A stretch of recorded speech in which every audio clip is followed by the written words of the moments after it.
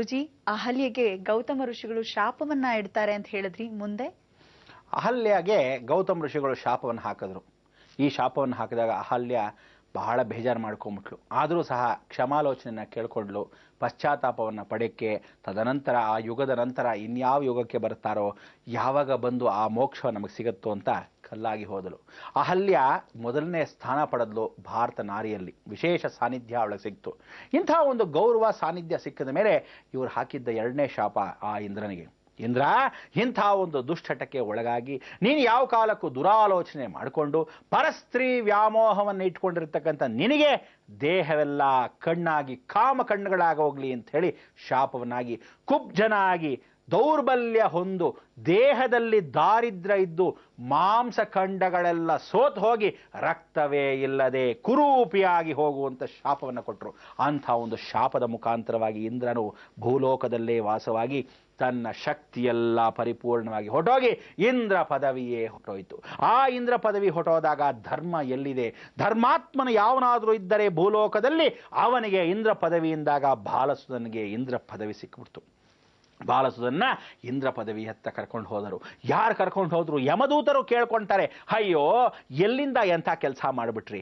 ಬಾಲಸುದನನಿಗೋಸ್ಕರ ಅವನ ರಾಜ್ಯದಲ್ಲಿ ನಾನು ಸಾವನ್ನ ಪರಿಪೂರ್ಣವಾಗಿ ನೋಡಬೇಕು ಅಂದಾಗ ನೀನು ಹೋಗಿ ಇಂದ್ರನಿಗೆ ವ್ಯಾಮೋಹ ಕೊಟ್ಟು ಅವನಿಗೆ ಈ ರೀತಿ ಕೊಟ್ಟುಬಿಟ್ಟೆ, ನಮಗೆಲ್ಲಿ ಪರಿವರ್ತನೆ ಅಂದಾಗ ನಾರದ ಮುನಿಗಳು ಹಾಜರ್. ನಾರಾಯಣ ನಾರಾಯಣ ಅಂದಾಗ ಹೇಳ್ತಾರೆ ನಾರದರು, ಅಯ್ಯೋ ಪೆದ್ದು ಮಂಕೆಗಳೇ, ಅಲ್ಲಿ ವಿಶೇಷವಾಗಿ ಇಂದ್ರನ್ನ ಭೂಲೋಕಕ್ಕೆ ತಂದಿದ್ದಕ್ಕೆ ಇವನಿಗೆ ಇರತಕ್ಕಂಥ ಗೌರವ, ಘನತೆ, ಧರ್ಮ ಇನ್ನ ಮೇಲೆ ನೋಡಿ ಕಹಾನಿ ಮೇ ಟ್ವಿಸ್ಟ್ ಅಂತ ಹೇಳಿ ಅವನ ಬಾಲಸುದನ್ನು ಎಲ್ಲಿ ಕೂಡಿಸಿದ್ದೋ? ಇಂದ್ರ ಪದವಿಲಿ.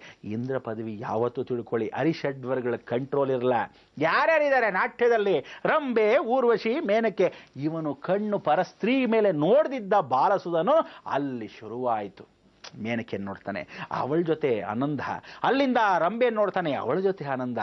ಸುಂದರವಾಗಿರ್ತಕ್ಕಂಥ ನಾಟ್ಯ ಜನ್ಮ, ಎಲ್ಲರ ಜೊತೆ ಸಂಬಂಧ. ಇಂದ್ರನ ಸ್ವಯಂ ಹೆಂಡತಿ ಜೊತೆ ತಾನು ಇಂದ್ರಪಟ್ಟ ಜೊತೆ ಅವಳನ್ನ ಆಲಾಂಘನೆ, ಅಂಥ ಒಂದೆಲ್ಲ ಮಾಡಿ ಅಧರ್ಮವು ಹೆಚ್ಚಾಯಿತು. ಧರ್ಮವು ಎಲ್ಲಿ ಹೋಯಿತು? ಇಲ್ಲಿ ಒಂದು ನಾರಿಗೆ ಪರಿಪೂರ್ಣವಾಗಿ ಅವಮಾನವಾಗಿ ಕಲ್ಲಾಗಿ ಹೋದಳು ಆ ಭೂಲೋಕ. ಇಲ್ಲಿ ಸ್ವರ್ಗವಾಗಿರ್ತಕ್ಕಂಥ ಭೂಲೋಕ ಬಾಲಸುದ ನಕ್ಷತ್ರ ಏನಾಯಿತು? ಭೂಮಿಯಲ್ಲಿ ಅಲ್ಲೋಲ ಕಲ್ಲೋಲವಾಗಿ ಮೃತ್ಯು ಸಂಭವಿಸಕ್ಕೆ ಯಮಧರ್ಮರಾಜನ ಮೊದಲನೇ ಕಾಲು ಅಲ್ಲಿಡಕ್ಕೆ ಪ್ರಾರಂಭಿಸಿದ. ಇಂದ್ರನು ತಾನು ತನ್ನ ಪದವಿಯನ್ನು ಕಳ್ಕೊಂಡು ಹೀಗಾಯ್ತಲ್ಲ ನಮ್ಮ ದಾರಿದ್ರ್ಯ, ಯಾರು ನನಗೆ ಕಾಪಾಡೋದು ಅಂತ ಸ್ಮರಣೆ ಮಾಡಿಕೊಂಡು ಈ ಅಧರ್ಮವನ್ನು ಮೆಟ್ಟು ನಿಂತ್ಕೊಳ್ಳೋಕ್ಕೆ ಅವಕಾಶವನ್ನು ಮಾಡಿಕೊಡ್ತಕ್ಕಂಥ ಯಾರು ಎತ್ತ ಅಂತ ನೀವು ತಿಳ್ಕೋಬೇಕಾದ್ರೆ ಅಂಥ ಒಂದು ಜಗನ್ಮಾತೆ ಭೂಮಿಗೆ ಬರ್ತಾಳೆ. ಈ ಜಗನ್ಮಾತೆಯನ್ನ ಅವಳನ್ನ ಸ್ಮರಣೆ ಮಾಡಿಕೊಂಡ್ರೆ ವನದಲ್ಲಿ ಶಂಕರನ ಅರ್ಧ ನಾರಿಯಾಗಿ, ಅವಳ ಹೆಸರೇ ಶಂಕರಿ. ಬನದಲ್ಲಿ ಶಂಕರಿಯಾಗಿರ್ತಕ್ಕಂಥ ಬನಶಂಕರಿಯ ಮೂಲ ಹೆಸರು ಏನು ಅಂತ ಗೊತ್ತಾ? ಮೊದಲಾಗಿ ಆ ಬನದಲ್ಲಿ ಶಂಕರಿಯನ್ನ ಸ್ವಾಗತಿಸಿ ಅವಳ ಆನಂದದಿಂದ ನೋಡೋಣ ಬನ್ನಿ ವೀಕ್ಷಕರೇ. ಜಯ ಬನಶಂಕರಿ, ಜಯ ಸರ್ವೇಶ್ವರಿ, ಜಯ ಲೋಕೇಶ್ವರಿ ಓಂಕಾರಿ, ಜಯ ಕಾಮೇಶ್ವರಿ, ಜಯ ರಾಜೇಶ್ವರಿ, ಜಯ ಭುವನೇಶ್ವರಿ, ಜಯ ಗೌರಿ.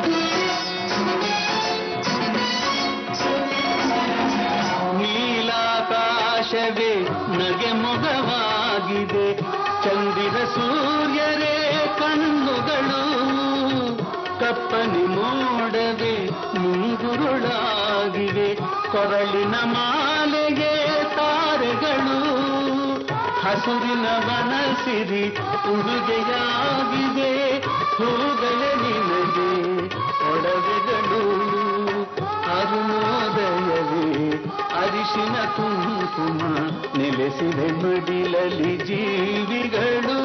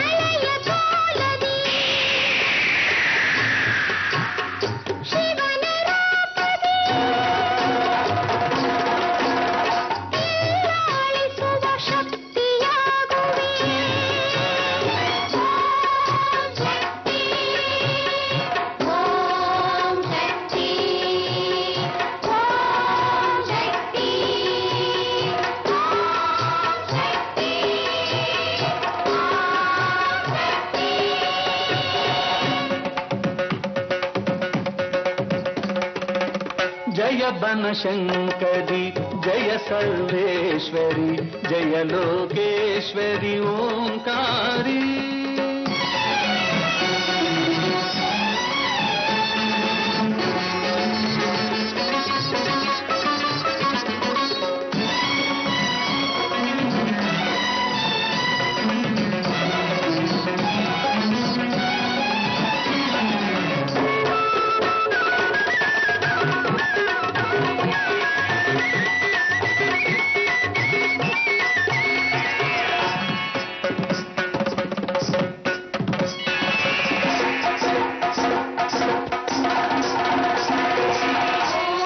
शुभंकरी लोकहितंकरी शत्रुभयंकरी कौमारी योगानंदकरी शिवशंकरी भक्तवशंकरी ह्रींकारी शुंभ निशुंभर जंभव हरिसिद शांभवी अंबिके रुद्राणी ನಂಬಿದ ಮನುಜರ ಸಂತತ ಸಲಹುವ ಶ್ರೀ ಮೂಕಾಂಬಿಕೆ ಶರ್ವಾಣಿ.